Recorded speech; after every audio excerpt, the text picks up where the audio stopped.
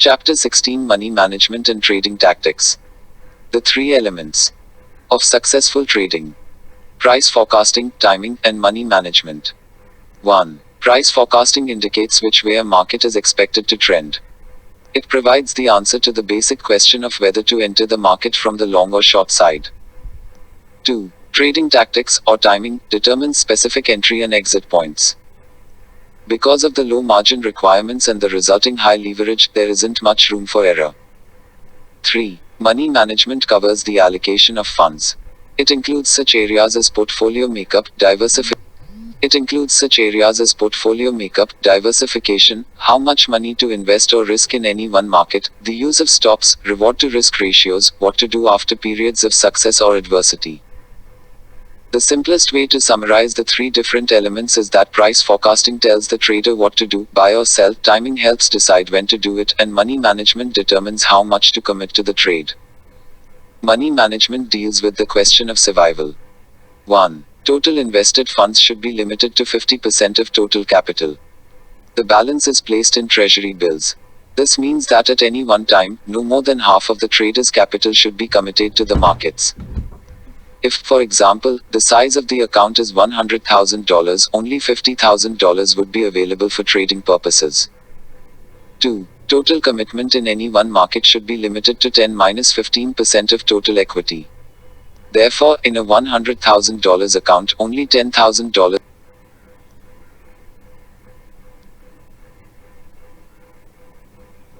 Therefore, in a $100,000 account, only $10,000 to $15,000 would be available for margin deposit in any one market. 3. The total amount raised in any one market should be limited to 5% of total equity. This 5% refers to how much the trader is willing to lose if the trade doesn't work. A $100,000 account, therefore, should not risk more than $5,000 on a single trade.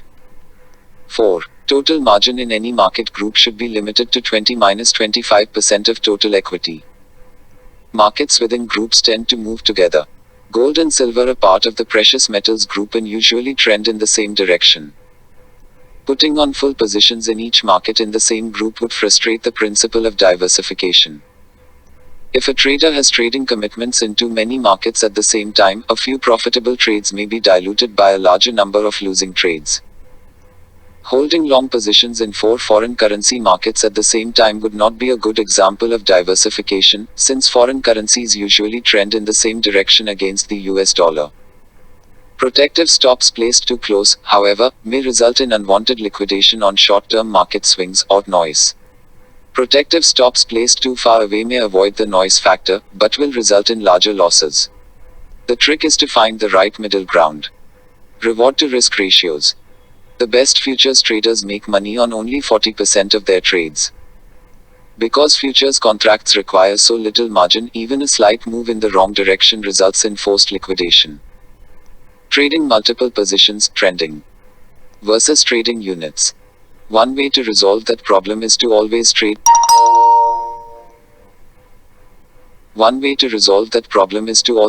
In multiple units. Those units can be divided into trading and trending positions. The trending portion of the position is held for the long pull. These are the positions that produce the largest profits in the long run. What to do after periods of success and adversity? Suppose your trading equity is down by 50%. Do you change your style of trading? If you've already lost half of your money, you now have to double what you have remaining just to get back to where you were in the first place. Do you get more selective choosing trades, or keep doing the same things you were doing before? Suppose you've doubled your money. One alternative is to put your money to maximum use by doubling the size of your positions. If you do that, however, what will happen during the inevitable losing period that's sure to follow? Instead of giving back 50% of your winnings, you'll wind up giving it all back. Every trader's track record is a series of peaks and troughs, much like a price chart. The trend of the equity chart should be pointing upward if the trader is making money on balance. The worst time to increase the size of one's commitment is after a winning streak. Is to begin increasing one's commitment after a dip in equity. This increases the odds that the heavier commitments will be made near the equity troughs instead of the peaks. Tactics on breakouts, anticipation or reaction. taking a position on the breakout itself, or waiting for the pullback or reaction after the breakout occurs. There are arguments in favor of each approach or all three combined. Unfortunately, many dynamic markets, usually the most profitable ones, don't always give the patient trader a second chance. The risk involved in waiting for the pullback is the increased chance of missing the market. This situation is an example of how trading multiple positions simplifies the dilemma. Breakout, buy some more on the breakout, and add a little more on the corrective dip following the breakout. The breaking of trend lines. Trend lines can also be used for entry points when they act as support or resistance. Buying against a major uptrend line or selling against a downtrend line can be an effective timing strategy. Using percentage retracements. In an uptrend, pullbacks that retrace 40–60% of the prior advance can be utilized for new or additional long positions. A 40% pullback after a bullish breakout, for example, might provide an excellent buying point. Bounces of 40–60% usually provide excellent shorting opportunities in downtrend. Using price gaps. Price gap on bar charts can be used effectively in the timing of purchases or sales. Combining technical concepts. The idea is to buy near support, but to exit quickly if that support is broken. Violation of a tight downtrend line drawn above the highs of a downside reaction could also be used as a buying signal. During a bounce in a downtrend, the breaking of a tight uptrend line could be a shorting opportunity. Combining technical factors and money management. Besides using chart points, money management guidelines should play a role in how protective stops are set. The maximum risk is 6% or $5. Therefore, protective stops on the total position must be placed in such a way that no more than $5 octal would be lost if the trade doesn't work. Some traders use only money management factors in determining where to place a protective stop. Critically important, however, that the protective stop be placed over a valid resistance point for a short position or below a valid support point for a long position. Types of trading. Orders. 1. The market order simply instructs your broker to buy or sell at the current market price. This is usually preferable in fast market conditions or when the trader wants to ensure that a position is taken and to protect against missing a potentially dynamic market. Move. 2. The limit order specifies a price that the trader is willing to pay or accept. A buy limit order is placed below the current market price and states the highest price the trader is willing to pay for a purchase. This type of resting order is used, for example, after a bullish breakout when the buyer wants to buy a downside reaction closer to support. 3. A stop order can be used to establish a new position, limit a loss on an existing position, or protect a profit. A stop order specifies a price at which an order is to be executed.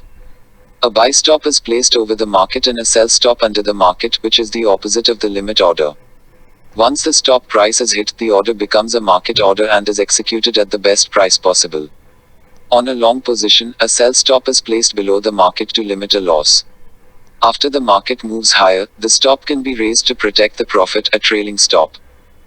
4. A stop limit order combines both a stop and a limit order.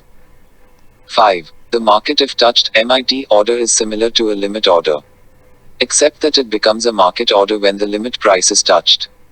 An MIT order to buy would be placed under the market like a limit order. This type of trade has one major advantage over the limit order. An MIT order is most useful when the trader wants to buy the dip, but doesn't want to risk missing the market after the limit price is hit. Limit orders provide more control and better prices, but risk missing the market.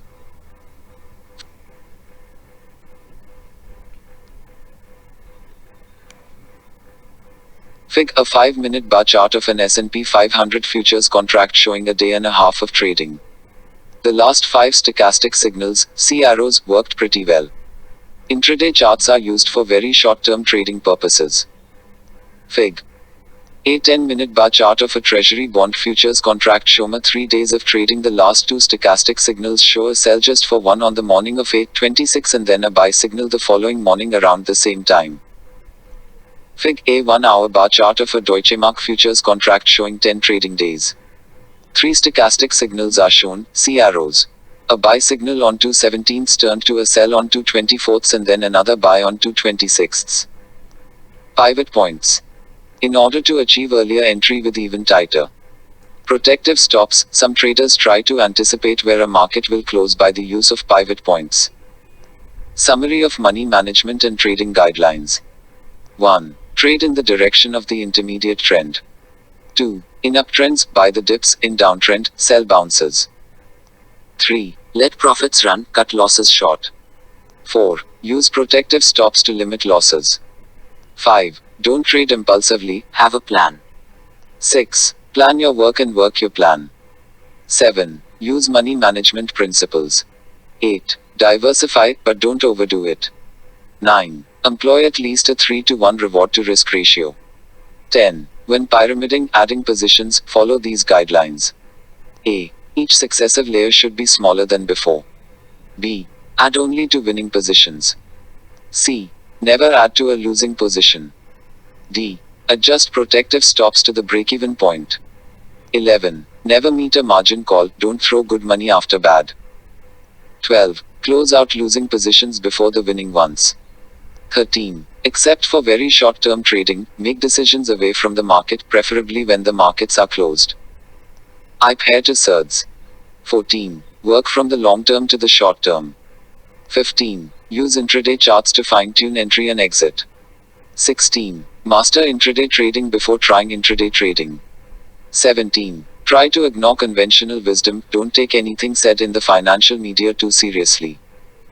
18. Learn to be comfortable being in the minority. If you're right on the market, most people will disagree with you.